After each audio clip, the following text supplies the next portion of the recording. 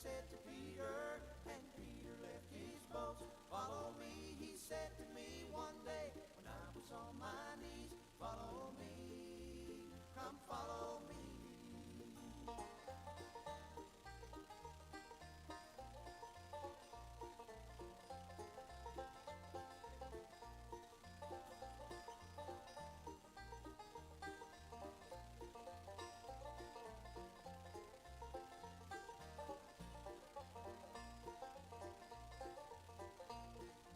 I left home last Sunday, left my wife and family.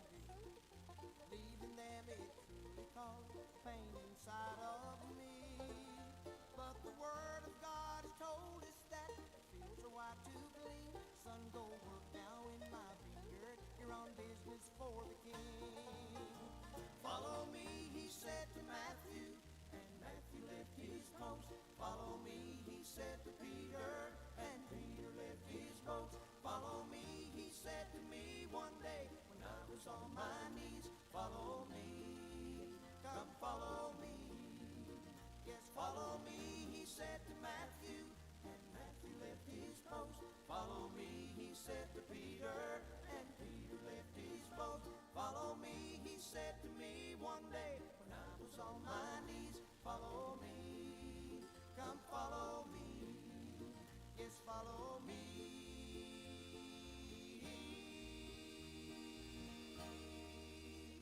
Follow me.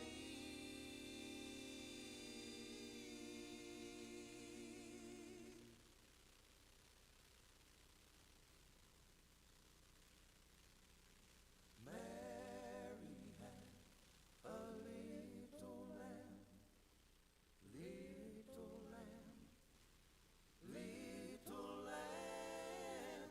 Mary had a little lamb 2,000 years ago.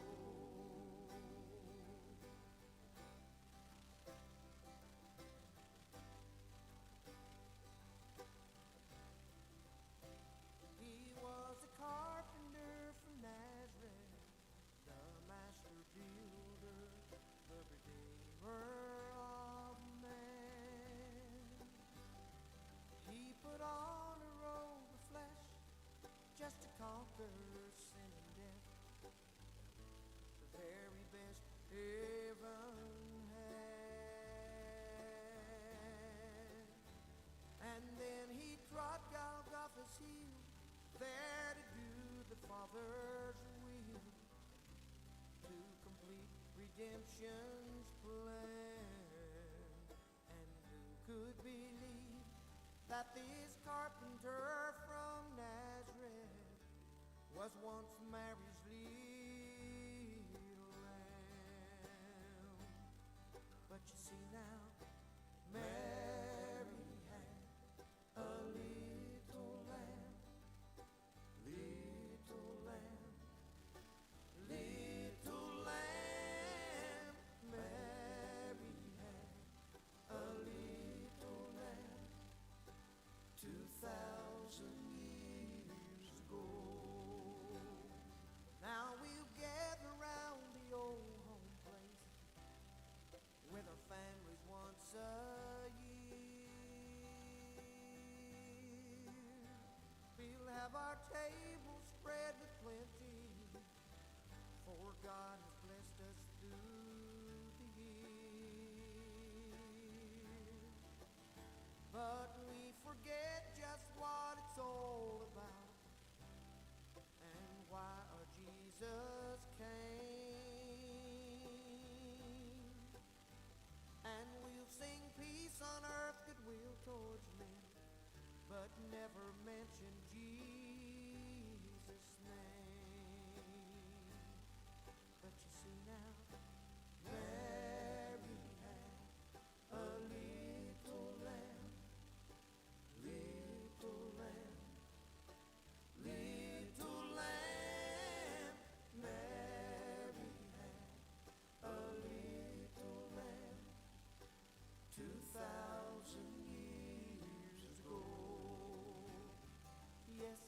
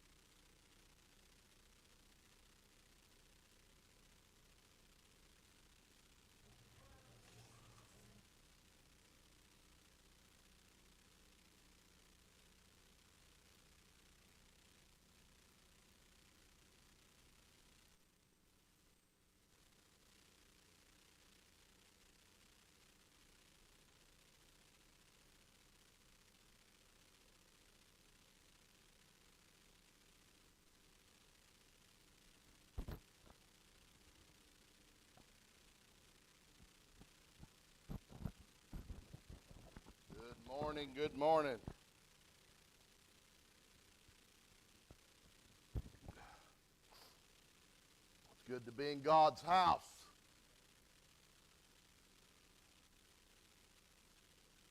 Everybody have a good time last week? Huh? Wasn't that good? I want to apologize. I might be a little scattered this morning here a little bit. I prepare myself on the way in. I listen to podcasts. Brother Mike McCoy, I'll listen to a message or something on the way in. But two baby granddaughters stayed with us last night, so I had to listen to a medley of Frozen songs on the way in. So let it go. That's exactly right. Let it go. That was one of them for sure. Oh my goodness. But that's kind of good news. That's kind of good. That's kind of what. Let it go. Whatever you had out there, let it go. We're in the house of God, and He's able to take care of anything you got going on anyway. Let it go. Now, this lesson is going to be all over the book of Mark, because we're going to talk a little bit about some of the great healings that Jesus performed. Matter of fact, the book of Mark, 40% of the book of Mark is about Jesus healing people. And the first one is in chapter 1, starting with verse 40. There was a leper. There came a leper to him, beseeching him and kneeling down to him and saying unto him, If thou wilt, thou can make me whole, clean. And Jesus, I like this part, moved with compassion, put forth his hand, touched him, and said unto him, I will, be thou clean. And as soon as he had spoken, immediately the leprosy departed from him, and he was cleansed. Now, folks, we know leprosy, what a terrible, terrible disease. We don't know. Modern day leprosy is not what the biblical leprosy was. They really don't know what the leprosy was, but it was a disease in which your skin would swell and burst, and it would form a white crust, and your whole body turned white. It was disfiguring. It disfigured, and people, they thought it was contagious. They wouldn't. Somebody with leprosy couldn't be anywhere out in public. They couldn't be. Nobody could touch them. Nobody could. Think about it. Because maybe it was a son or a daughter or somebody, your spouse, and they got this stuff. You couldn't be around them. As a matter of fact, most of them went to leper colonies that were places where outside of the town in caves where they would gather together and be amongst one another. But I can just imagine what they wanted more than anything was to be around people and to be touched. Somebody to hold them. This disease was a terrible, terrible thing. And this leper, and many, many people, thousands of people, no doubt, had walked, like I said, by this leper, and instead of confronting him, thousands of them just walked away, not even looking his direction, avoided him at all costs. But then there came a man called Jesus. Those that were walking, Jesus came near now to this man, and this leper had faith, but it was the faith that I've experienced a lot. And there came a leper, and kneeling down to him and saying, If thou wilt, if you want to, you can make me clean. That faith that was sure that Jesus could heal him, but he wasn't sure if Jesus was willing to heal him. Now, hearing the cry of the leper, Jesus was moved with compassion, and he did something that no doubt this leper craved. He put forth his hands and he touched him. Now, like I said, Jesus healed in so many different ways. Jesus didn't have to touch him. Jesus, as a matter of fact, a lot of these miracles, he didn't touch him at all. He didn't have to touch him. He didn't have to do it, but because he knew that's what this man needed. He needed a touch, and he touched him. He had compassion, and he touched him. And as soon as Jesus said, he touched him, and he said, "Oh, you want me to?" He said, "I will." And he touched, and as soon as he said, "I will," this man, the leprosy that had disfigured him, had wreaked havoc upon his body, immediately he was clean, transformed. Matter of fact, so transformed, probably those that had known him in the past probably didn't even recognize him. You know, when we get saved, a lot of times, that's what the Bible tells us. That's what needs to take place, not a transformation.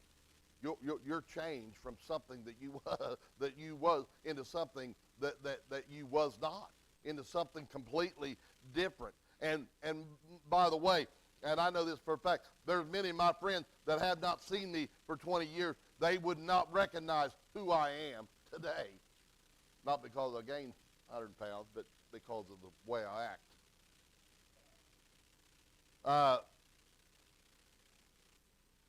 Then we go to chapter 2. And we'll cover this a little bit more later, but verse 3, it says, "And they came unto him, bringing one sick of the palsy, which was born of 4," meaning 4 was carrying him. And verse 4 says, and when they could not come nigh to him for the press, they took this man, they had him in a cot of some sort, and they 4 of them, no doubt on the corners of it, was carrying him, trying to get him to Jesus.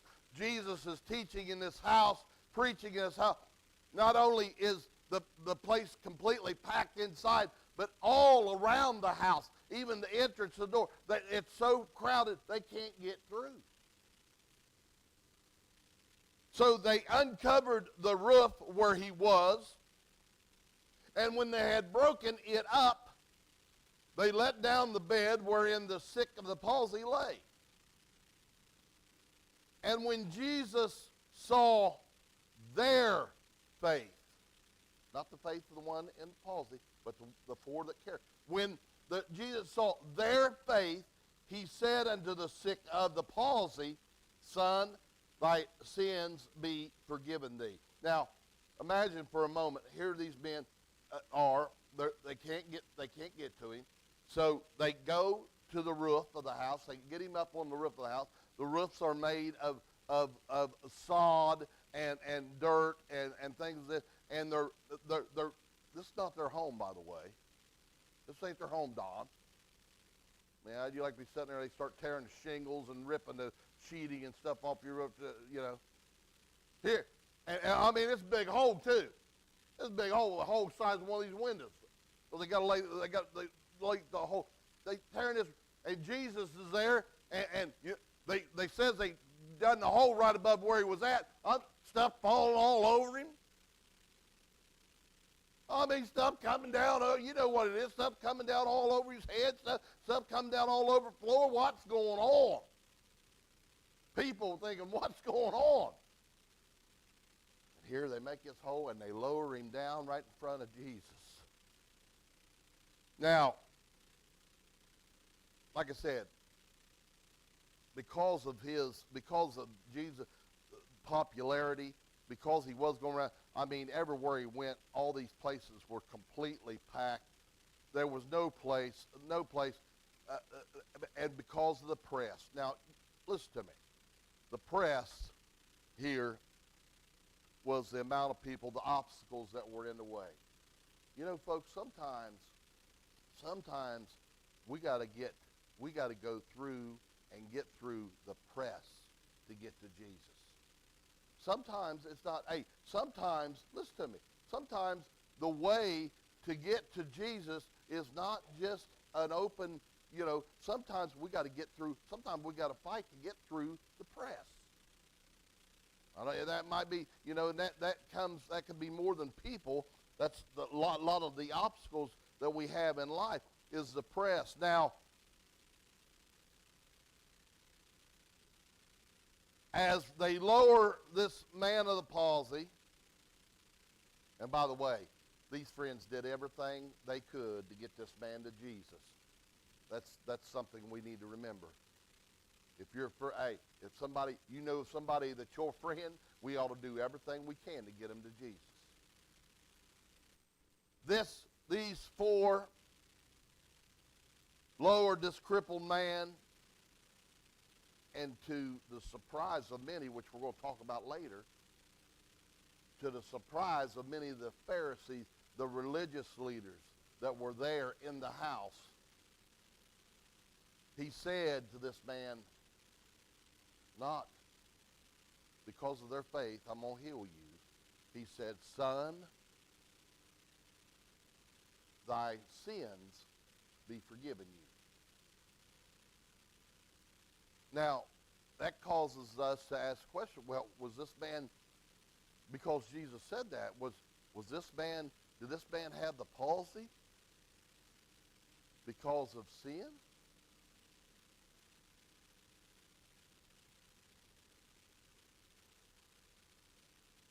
Now, I didn't say his sin, Kathy, because if I'd said, did he have this palsy because of his sin, the answer would be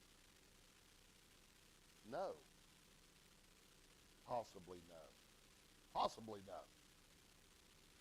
But ultimately, it is sin. It is forgiveness.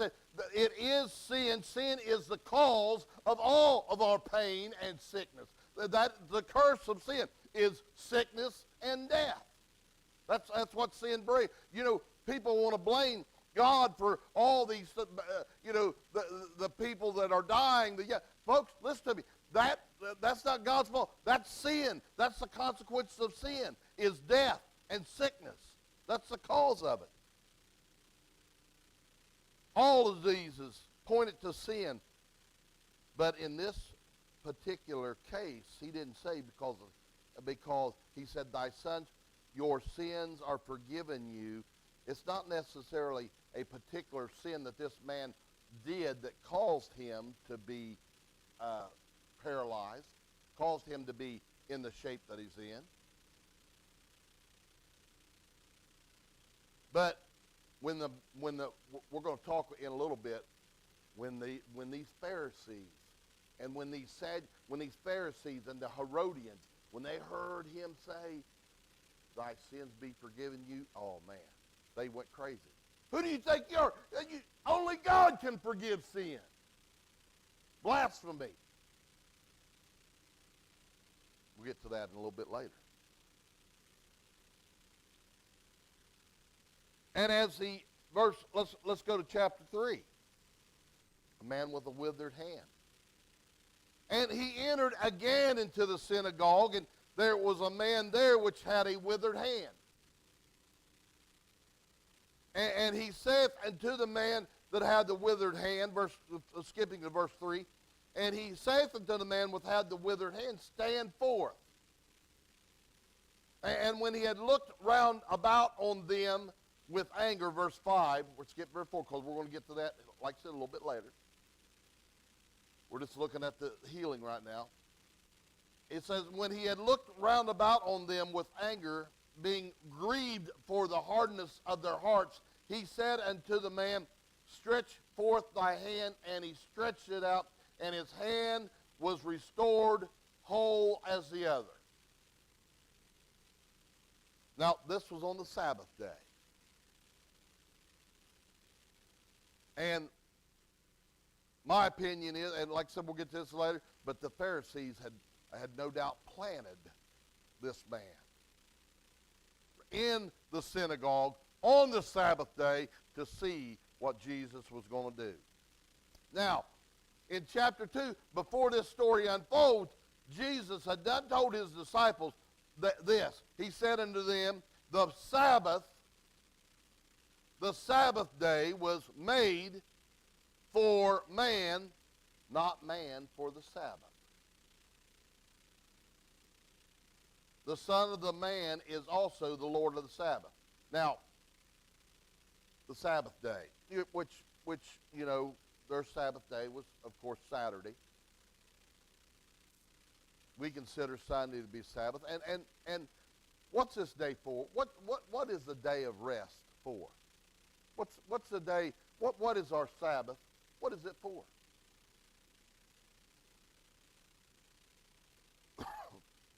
It's a day of rest, right?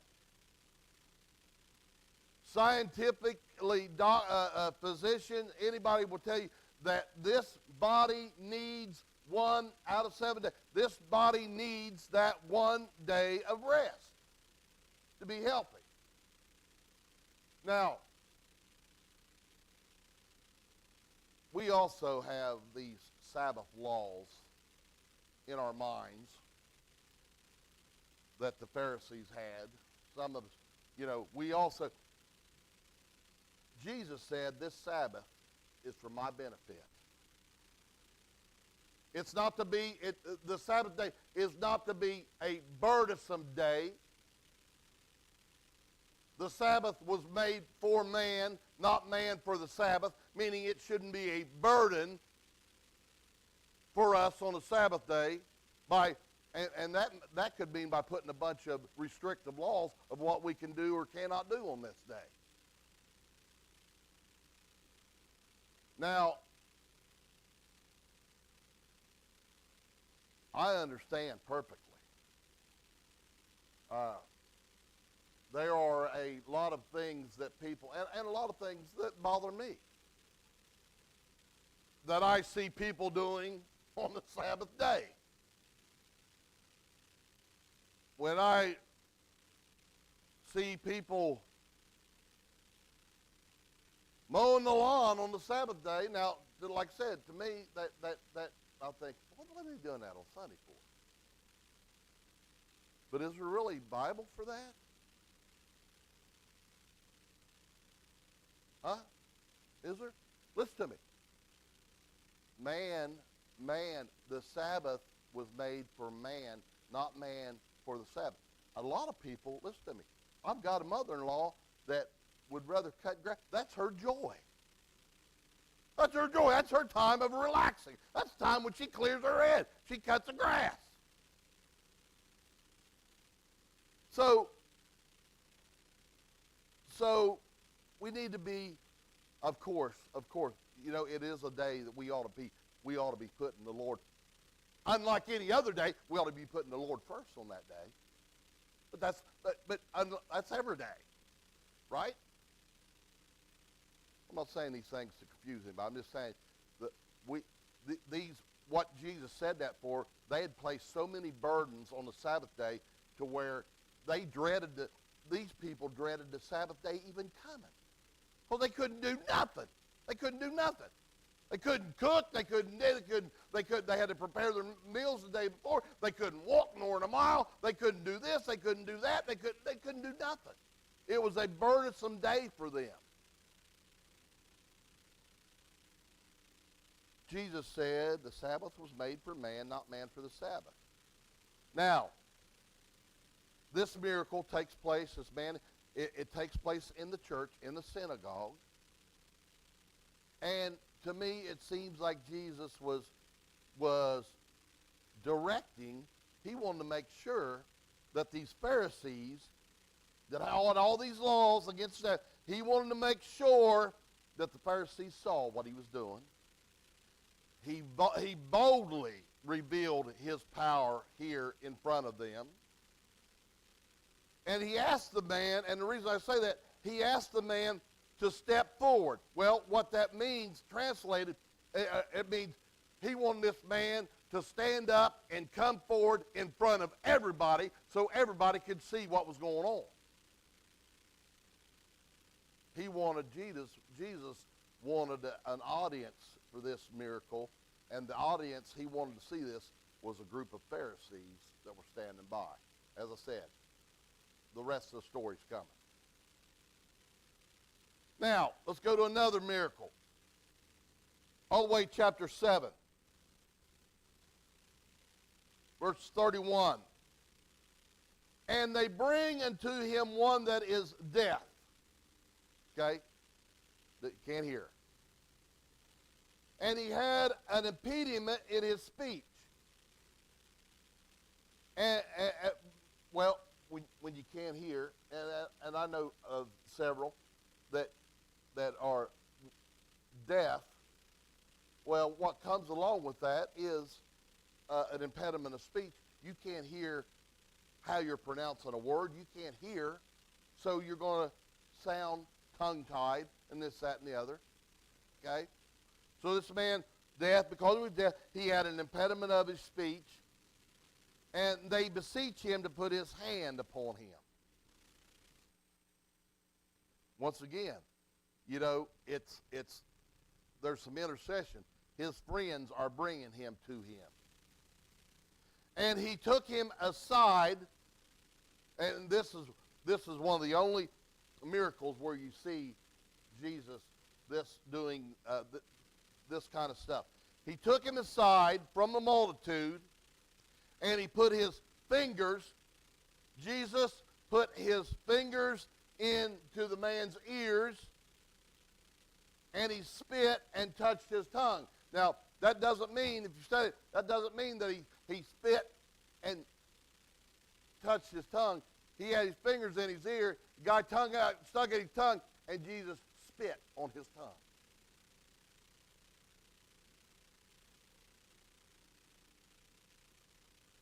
I heard a message one time I'll never forget, and it was about Jesus' spit. I think Jay was there when we heard that message. It was about Jesus' spit. Won't get into it, but listen. He took and he put his fingers in his ear and he spit on this man's tongue. Huh? Everything about him is pure. And looking up to heaven, he sighed. Now, Jesus sighed.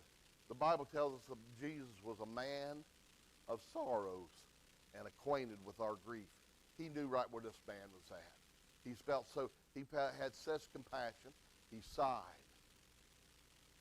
And straightway, and he said unto the man, Ephathra, which means be open. And straightway his ears were opened, and the string, he was tongue-tied, and the string of his tongue was loosed, and he spake again. Now, like I said, Jesus healed with words. He healed without words. He healed people in response to others' faith. He healed people by their faith. He healed those who asked and those that didn't ask. Not one method did he use. Several different methods he uses to heal.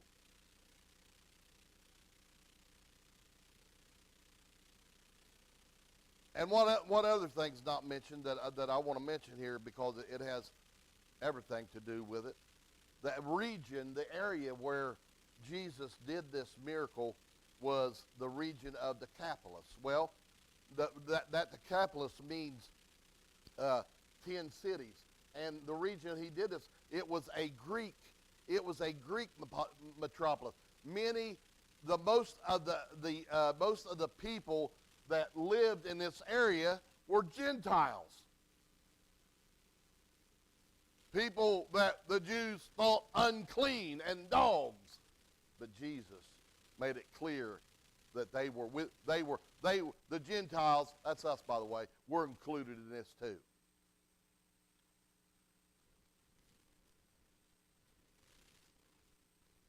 So he placed his fingers in his ears. He spit upon his tongue. And immediately the man could hear. But the real miracle, this man who never talked before, he spoke beautiful English, Ted. No, I mean, words that he could have possibly, it would take years and years and years and years after he could hear to be able to start pronouncing words on his own. But immediately he began to talk plainly. And then, lastly, before we start getting into these other ones, chapter 10, we know this one well, blind Bartimaeus. Verse 46 of chapter 10 says, "And they came to Jericho, and as he went out of Jericho with his disciples and a great number of people, blind Bartimaeus, the son of Timaeus, sat by the highway side begging. And when he had heard that it was Jesus of Nazareth, he began to cry out and say, 'Jesus, thou son of David, have mercy on me.'" Now, what that meant was, Jesus, the Messiah, have mercy on me. He knew who he was. Thou son of David. That's the Messiah. And many there charged him that he should hold his peace. Be quiet, Bartimaeus. He don't want to hear that. Well, be quiet. He said, be quiet. But he cried the more, a great deal more, "Thou son of David, have mercy on me."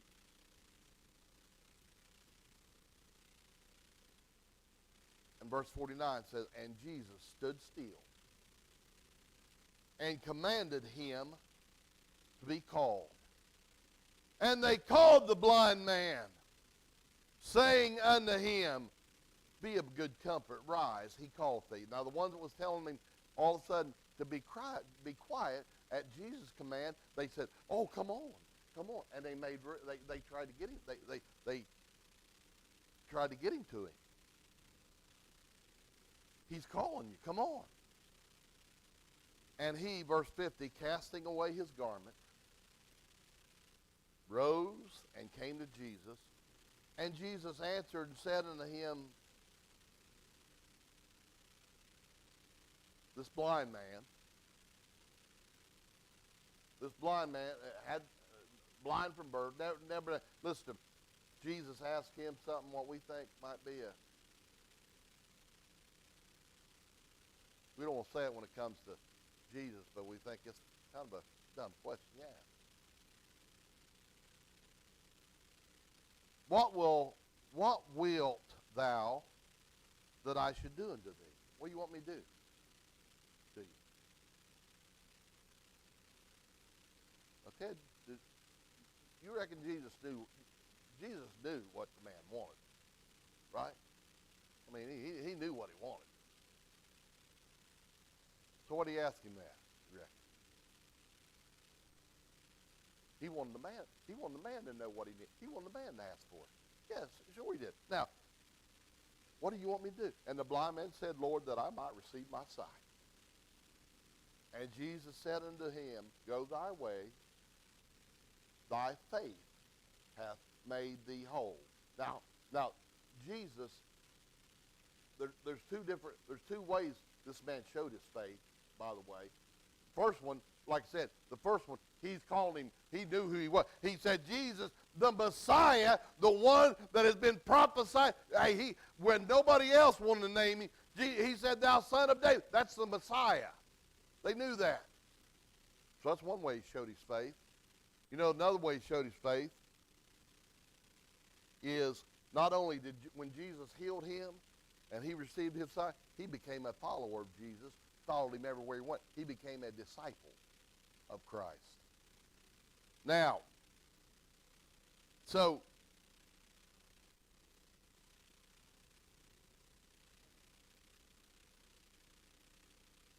like I said, he became a disciple. He continued to follow Christ even after this. And in order to follow Christ, we can't stay where we were spiritually. We got to go where Jesus goes. We got to obey him. Jesus said, if you love me, what? If you love me, how you going to show your love to Jesus? How do you show your love to Jesus? If you love me, keep my commandments.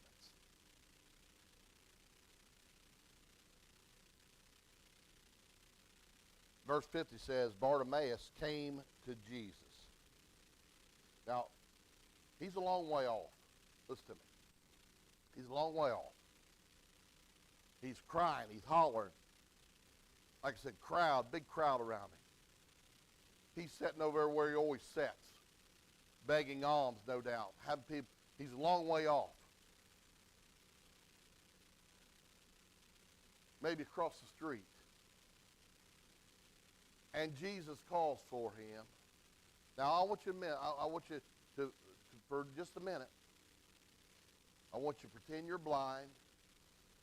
You can't see nothing. You can't see nothing, Tim. And you hear Jesus call you.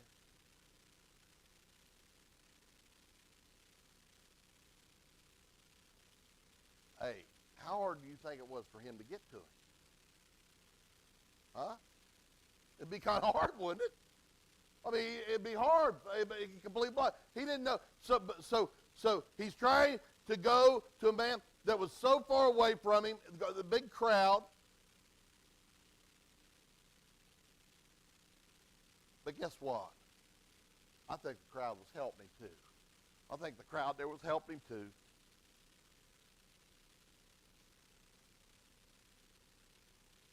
And guess what? I said pretend that you were blind, but every one of us was in the same position Bartimaeus was at one time or another.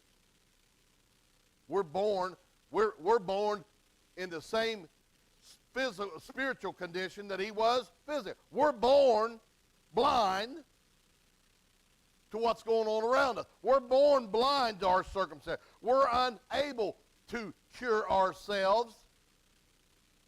There's only one in Bartimaeus.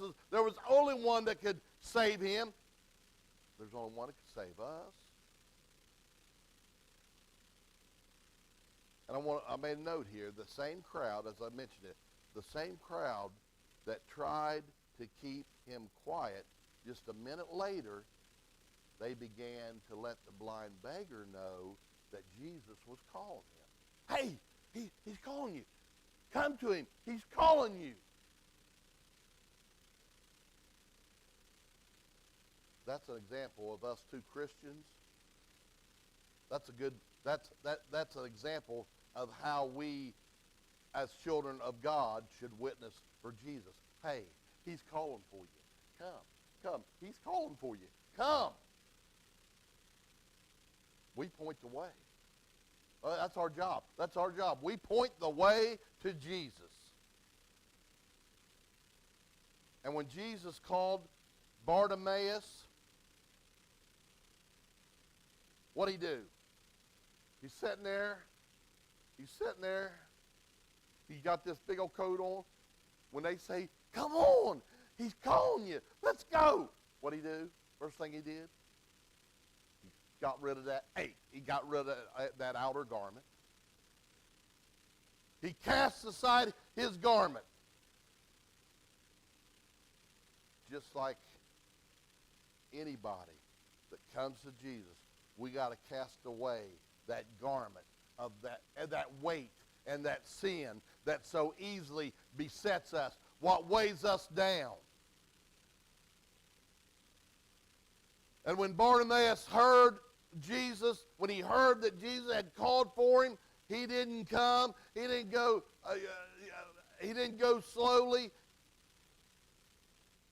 He ran. He got up and he got to him as fast as he could go. He sprang to his feet, or he leaped to his feet, because that outer garment would have been a hindrance. So he cast it off, and he was able to leap to his feet and get to Jesus. And when he got to him, what do you want me to do for you? And as Kathy said, even though Jesus asked him that question, it was important for Bartimaeus to acknowledge his sin, to acknowledge his problem.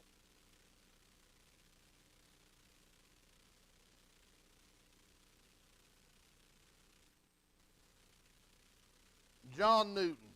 Does that name ring a bell to anybody? John Newton. It ought to ring a bell to you. Anybody know who John Newton is? You will. You will in a minute. He was a sailor, but that's not why you know him. He was heavily involved in the slave trade. He had a reputation for such vulgarity, profanity, debauchery, coarse man. Even other sailors were shocked. You heard that expression, you make a sailor blush? John Newton could do that. He was known as the great blasphemer. But one night, he found himself in a storm at sea that he'd never seen before, and he knew that his life was in danger. And fearing for his life, he prayed that simple prayer, Lord, save me.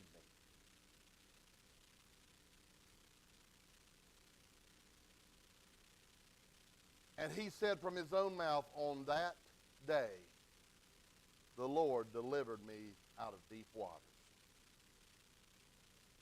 Well, in a few years later, John Newton became a preacher. He preached for 40 years.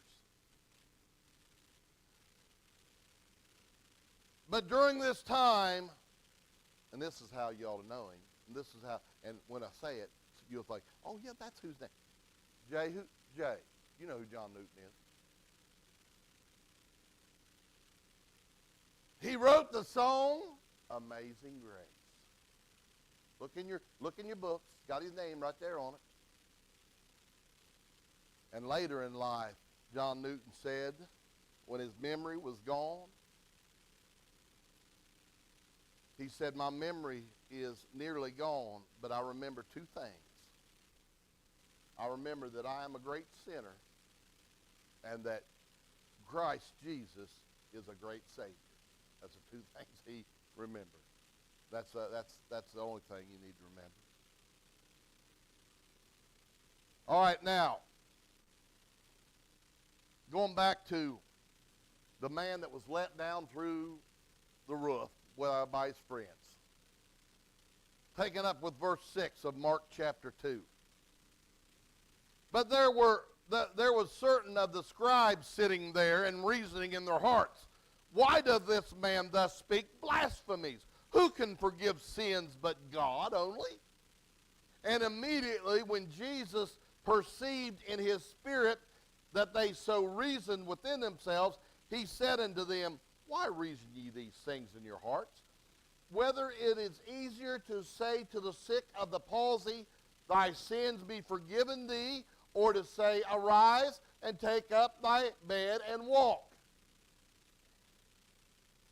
But that ye may know that the Son of Man hath power on earth to forgive sins, he said to the sick of the palsy, take up thy bed and walk. Now,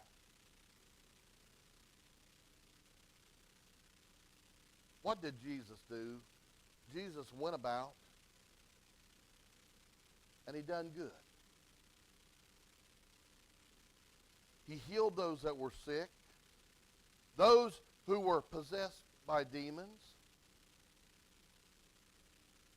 All these great works. Why would anyone oppose a person like Jesus? He didn't do anything but good. Why would anybody oppose a person like this?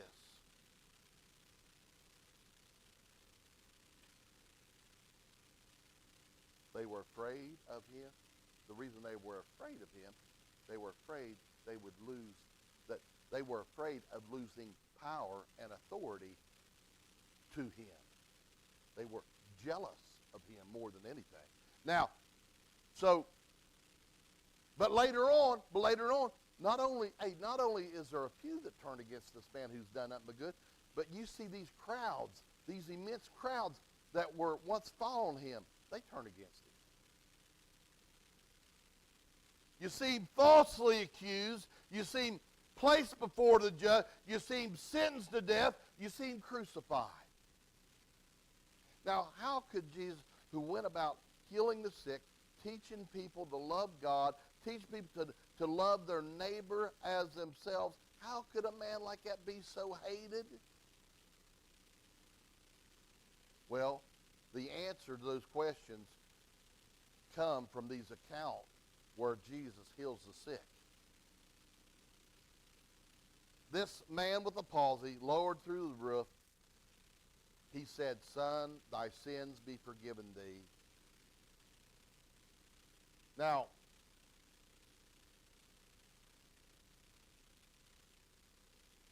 salvation doesn't have to do with anybody. It's an individual, personal experience. Your salvation, it means that we have to have a personal experience with the Lord, right? We cannot be saved for another person, no matter how much we'd love to. But we cannot be saved, but we can, like these men did, we can bring someone to Jesus. We can bring or guide someone to the place where Jesus is. When Jesus told this paralytic man that his sins were forgiven, these scribes, it says, reasoned within themselves. The scribes knew. They were ones who wrote the law. They were the pens that took down. They knew the law backward and forward. Only God. They knew that only God can forgive sin. And since they didn't believe Jesus was God, they said, "You blaspheme. You're a blasphemer." And guess what? If you were guilty of blasphemy, then that sin was punishable by death. Now, Jesus knew what they were thinking, as of course he does. And he said, which is easier to say, "Thy sins be forgiven," or "Arise, take up your bed and walk"? Now, there's two possible ways to answer that. One is as easy to say as the other. Whether you say thy sin be forgiven thee, or "Arise, take up thy bed," they're both, one is as easy to say to another as another. Another way to answer it, though, that it is harder to say, "Arise, take up your bed and walk." Why is that harder? Because by saying that, because you can be immediately proven as someone is a fake if that person does not immediately get up out of their bed, rise up, and walk. Immediately, right there, if that man wouldn't have done it, then Jesus right there would have begun, they could have proved he was fake. But it's not as easy, it's not as obvious to outwardly see if a person's sin is forgiven. To the scribes, the Pharisees, Jesus was blaspheming because he said, "Son, thy sins be forgiven thee." Jesus is going to say, "Oh, you think that's bad?" He said, "You think that's bad? Listen to this. But that ye may know that the Son of Man," he claimed himself to be God when he said it, "because you may know that the Son of Man hath power on earth to forgive sins. I say unto thee, arise, take up thy bed, and go thy way into thine house." Now, here we don't know the scribes' reaction to this. Did they rip their clothes in disgust, or did they shout at him? Did they leave his presence? Did they immediately believe on him? Did they keep these things and ponder them in their heart? We don't know. It doesn't say here. But it does say there was a group. They could have been part of that group that was amazed and glorified God in verse 12. Now, let's go to the healing of the man with the withered hand. Is it time? Yes, I'm sorry. And they watched him. He's in the synagogue, man with the withered hands there. So verse 2 says, and they watched him, the Pharisees in the road. They watched him whether he would heal him on the Sabbath day, that they might accuse him. God forbid to heal somebody. Like I said, they had so many laws on the Sabbath day. One of them was, there ain't no healing on the Sabbath day. And verse 4, and he said unto them, is it lawful? This is the question. He said, is it lawful to do good on the Sabbath day or do evil? Now that was a question that Jesus asked them. They couldn't answer that. Are you supposed to do good on the Sabbath or evil? Now how are you going to answer that? I mean, good. I mean, good, of course. I mean, good. To save life or to kill. But they held their peace. They didn't say nothing because they knew whatever they said. And the Pharisees went forth, verse 6.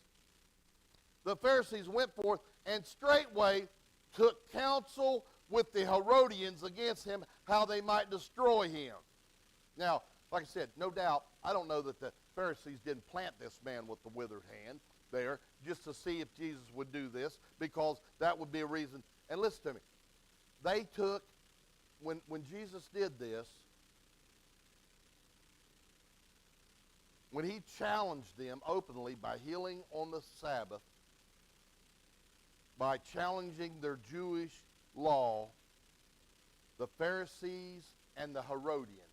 Listen to me, church. The Pharisees and the Herodians were the worst enemies. They hated each other. They hated each other's guts. They never agreed on nothing. But